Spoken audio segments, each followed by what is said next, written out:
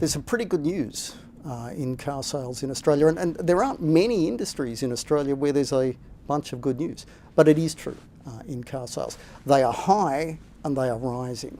And that strength is in fact part of what's now a reasonably long-running trend. By and large, there's been a lot of good news in the last couple of decades off a very simple fact. Cars are relatively cheaper than they used to be. And it's been quite a remarkable shift. You think of the average Australian earning the average wage. How many weeks, how long does it take them to save up to pay for a car? Now, in the mid-1990s, somebody who started saving every single cent they earned on the 1st of January would have to save all the way through to the end of October before they could afford a Commodore or a Ford. It's been a big change. These days, you would, the same worker, average wages, would only need to save through to that first week in July. This has been one of the more remarkable shifts in affordability in cars than you've seen around the world. And cars are now so affordable that Australians are buying them in numbers that we just haven't seen before. And of course, more recently, some of the factors that have helped that long-running trend in affordability became better still. Now, two things. One, interest rates have been falling, and cars are bought on credit by and large. And that is a really big lever for your sector. And the news there is good. Rates are down. And the other thing too is, of course, lots of cars are imported. And that's cheaper, other things equal, when the Australian dollar is higher.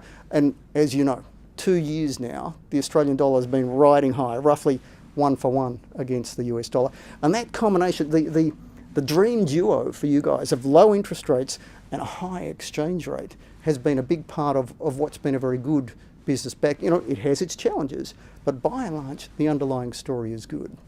And the good news for you is that a lot of that continues. Have a look at this chart. We do forecasts of interest rates. This is the variable housing rate, as a good example. And it shows you a very simple story. Interest rates are likely to stay low for a couple of years. Now, look at that chart. They're not at the emergency lows that you saw through the global financial crisis. Australia's economy is not in a crisis. We don't need those lows. But the Reserve Bank is worried. The biggest single driver, sure, car sales have actually been quite a contributor to economic growth in Australia, but the big driver of growth has been those mega mining projects in Western Australia and Queensland and elsewhere. And you'll have seen those stories. We're spending a fortune, but it's not that far away from a peak in that spend sometime in the next year or so. And then it starts to go less, and the Reserve Bank says, well, look, it's been the biggest single driver of growth in Australia, these mega mining projects, but it's going to go away as a driver of growth. We need another growth driver, and so they're using the lever they've got control of, interest rates. They've moved rates low, and they'll keep them low for a while, because we face otherwise a pothole in growth for a while. And that, again, this is good news for you guys, not just for you guys, for a bunch of retail. Retail's been sick as a dog for several years now. Again, not car sales, but retail will pick up in response to those low interest rates. And so too will things like housing construction, for example. And why will they stay low for a couple of years? Well, that pothole as the mega mining projects wind down is likely not to go away fast, but there's another reason too. One of the things that's bad, by and large, for Australia's economy is good for car sales. That strengthens the exchange rate. And have a look at this second chart here. Our view is that the Australian dollar stays somewhere around 1-for-1 against the US into the middle of 2014. That, by the way, is not necessarily because of what's happening in Australia, but because of what's happening in the US, where they're printing money, and they're doing the same in the UK and Japan and to some extent in Europe as well. And that means investors are worried about those currencies, and they're searching out ones like ours, or the Swiss franc, or even to some extent the New Zealand dollar. Those are the ones riding high. And that combination, low interest rates, strength in the Australian dollar, a beautiful backdrop for the car sector and for car sales, and one that we expect to continue in the next couple of years. Queensland is one of the long-running success stories of Australia's economy.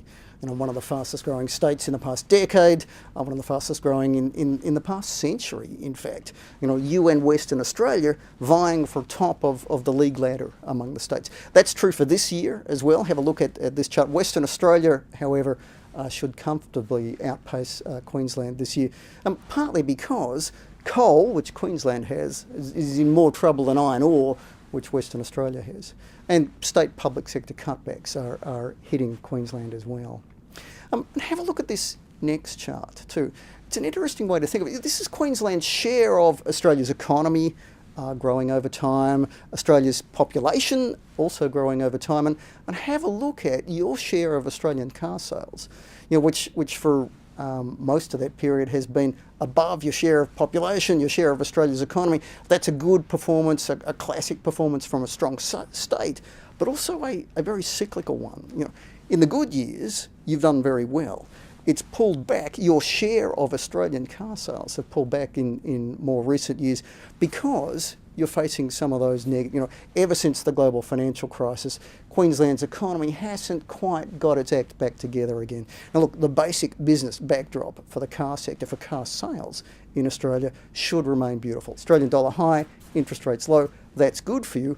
Queensland should continue to outperform as a share of car sales in Australia, also good for you, though some short-term pressures, some cutbacks in coal, and cutbacks in the state public service work their way through the system.